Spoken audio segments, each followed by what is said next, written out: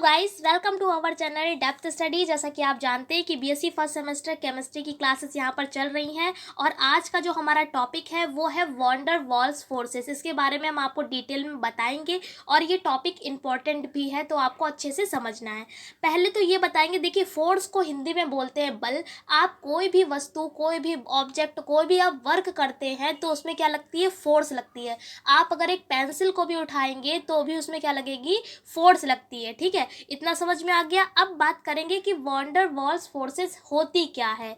तो बहुत ही ज़्यादा आसान है। क्या होती है बताते हैं। लिखा हुआ है कि किसी कोवैलेंट मॉलिक्यूल में डिफरेंट एटम्स कोवैलेंट बॉन्ड से जुड़े होते हैं। ऐसे मॉलिक्यूल्स के बीच वीक फोर्सेस एक्ट करते हैं जिन्हें वॉन डर वाल्स फोर्सेस कहते हैं। देखिए सिंपली अगर हम आपको समझाएं तो मान लिया यहाँ पर हमने NaCl का एक एग्जाम्पल ले लेते हैं। ठीक है, इसमें क्या किया, Na के आपको पता ही है Na का जो एटॉमिक मास होता है, वो एटॉमिक नंबर जो होता है, परमाणु क्रमांक, वो कितना होता है? 11 होता है।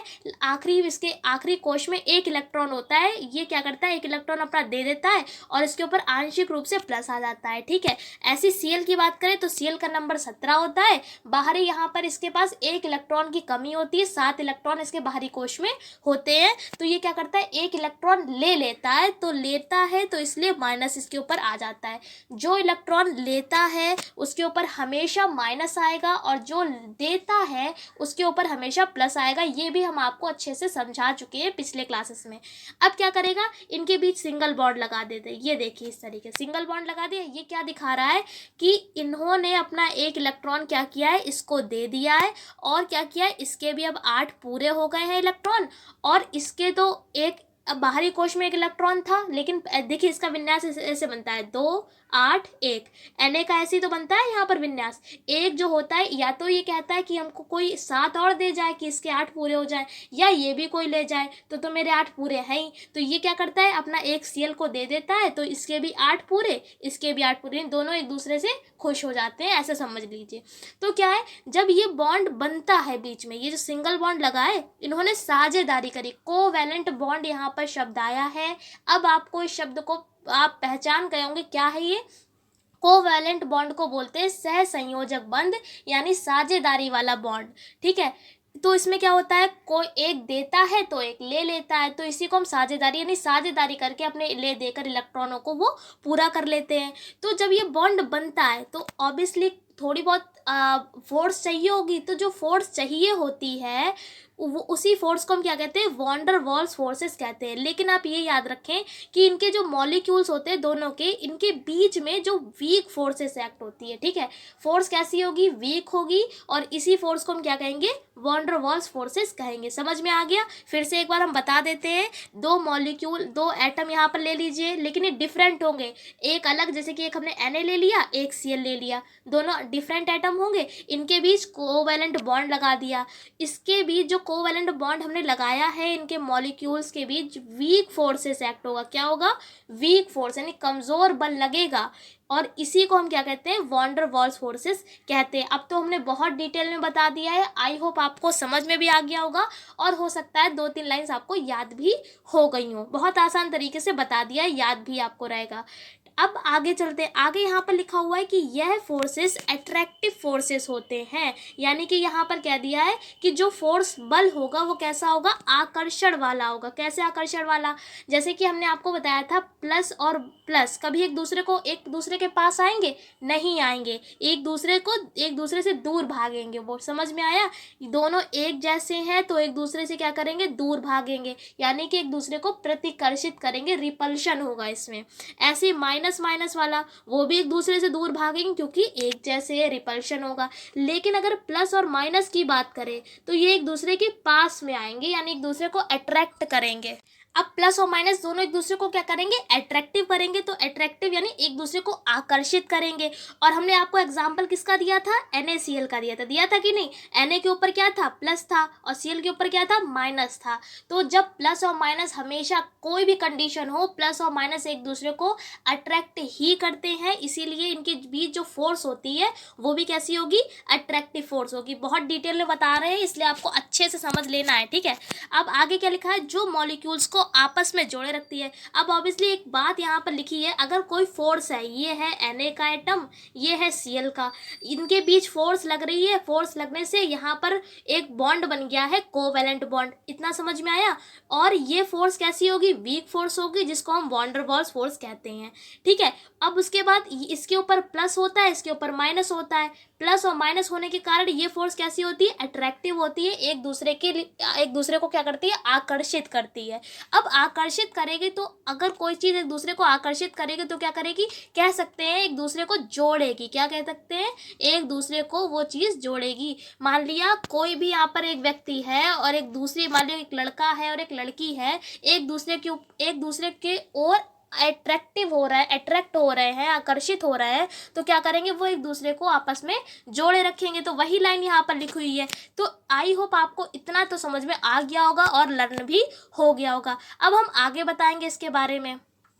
इतना समझ में आ गया। अब आगे देखिए क्या लिखा हुआ है कि इन फोर्सेस के कारण covalent molecules solid, liquid, gas state में पाए जाते हैं तथा तीनों को एक दूसरे में कन्वर्ट किया जा सकता है। अब यहाँ पर वही क्या लाइन लिख दी है कि कोई जैसे ये फोर्स लग रही थी, वॉन डर वाल्स फोर्सेस, इसके कारण ही जो कोवैलेंट मॉलिक्यूल्स होते हैं, यानी सहसंयोजक जो अणु होते हैं, सॉलिड यानी कि ठोस, लिक्विड यानी कि द्रव, और गैस को तो गैस कहते हैं, ये तीन स्टेट्स होती हैं, इनमें क्या होते हैं, पाए जाते हैं। ठीक है।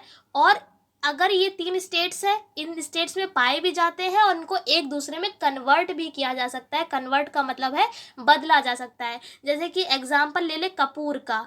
कपूर कैसा होता है, जब आप उसको लाएंगे तो वो कैसा होता है, ठोस होता है, यानी कि सॉलिड होता है।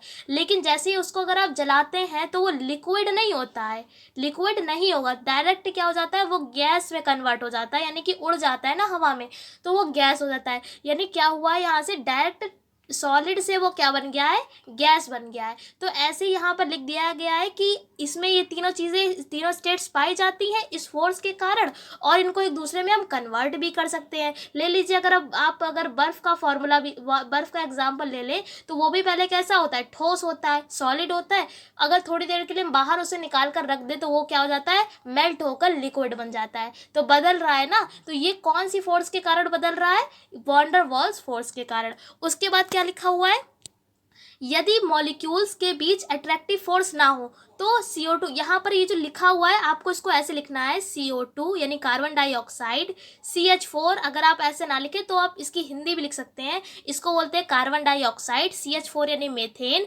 H2 को बोलते हैं हाइड्रोजन, उसके बाद Cl2 को क्लोरीन, और N2 यानी नाइट्रोजन। ये जो नंबर्स लिखे हुए हैं ना अणु, इनको आप सफिक्स में नीचे लिखें तो आप ये सही लिखने का फॉर्मेट यही सही है।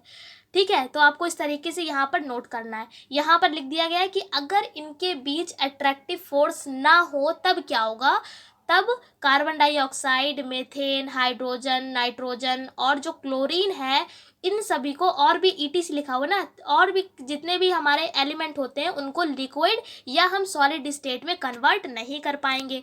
यहाँ पर ये बात क्या थी कि अगर ये फोर्सेस जब तक लग रही है तब तक हम इनको कन्वर्ट कर सकते हैं, चाहे सॉलिड को लिक्विड में कर लें, लिक्विड को सॉलिड में कर लें, या गैस में कर लें, किसी में भी कर सकते हैं। लेकिन अगर इनके बीच हम अट्रैक्टिव फोर्स ना लगे तब अब क्या होगा, तब कोई भी एलिमेंट होगा, कोई भी तत्व होगा, वो किसी भी स्टेट में कन्वर्ट नहीं होगा। इन फोर्सेस के कारण ही रियल गैसेस आइडियल गैसेस में डेविएशन शो करती है। डेविएशन मीन्स होता है विचलन, शो यानी कि प्रदर्शन। तो रियल गैसेस को बोलते हैं यानी कि वास्तविक गैसें, और आइडियल गैसेस होती हैं आदर्श गैस, जिसको हिंदी में बोलते हैं। आपने पढ़ा भी होगा इंटर में, जो 400 बॉयल के नियम का पालन करती है वही आपकी क्या होती है, आइडियल गैसेस होती है। आपने इसकी समीकरण भी पढ़ी होगी, इक्वेशन PV बराबर NRT पढ़ी है ना। तो यही होती है आइडियल गैसेस। तो समझ में आपको आ गया होगा, पूरा टॉपिक हमने पढ़ा दिया है। थोड़ा सा और बचा है वो भी समझा देते हैं कि वॉन डर वाल्स फोर्सेस आप लास्ट में लिख देंगे कि अतः किसी सब्सटेंस को बोलते हैं पदार्थ कि डिफरेंट मॉलिक्यूल्स के बीच लगने वाली वीक फोर्सेस को हम क्या कहते हैं, वॉन डर वाल्स फोर्सेस कहलाती हैं। तो बहुत आसान है, कोई भी आप मॉलिक्यूल ले लीजिए। मान लिया यहाँ पर हमने NaCl वाला ही आपके लिए ज़्यादा बेटर रहेगा समझाने के लिए। तो NaCl है, इनके बीच जो डिफरेंट मॉलिक्यूल है ना, एक ये है एक ये है, इनके बीच जो फोर्स, वीक फोर्स प्रोड्यूस होगी उसे क्या कहेंगे हम, वॉन डर वॉल्स फोर्सेस कहलाते हैं। उसके बाद थोड़ा सा और है, वो भी समझा देते हैं। अगर ये आपका लॉन्ग में आया है तो आपको आगे इसके बारे में भी लिखना पड़ेगा कि यह फोर्स 3 प्रकार की रिएक्शन से प्रोड्यूस होते हैं। कौन कौन सा?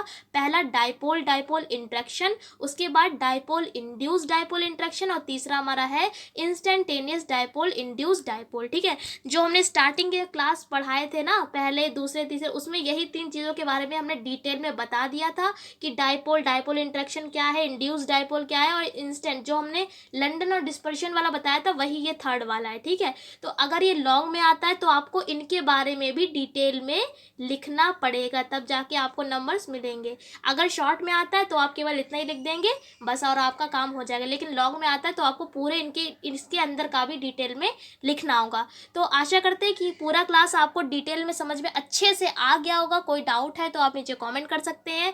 आपको थोड़े दिनों बाद आप फिजिक्स का क्लास मिल जाएगा ये यूनिट कंप्लीट करने के बाद। हम मिलते हैं इससे अगले क्लास में, आप इस सिलेबस को और आगे बढ़ाएंगे। तब तक के लिए जय हिंद, जय भारत।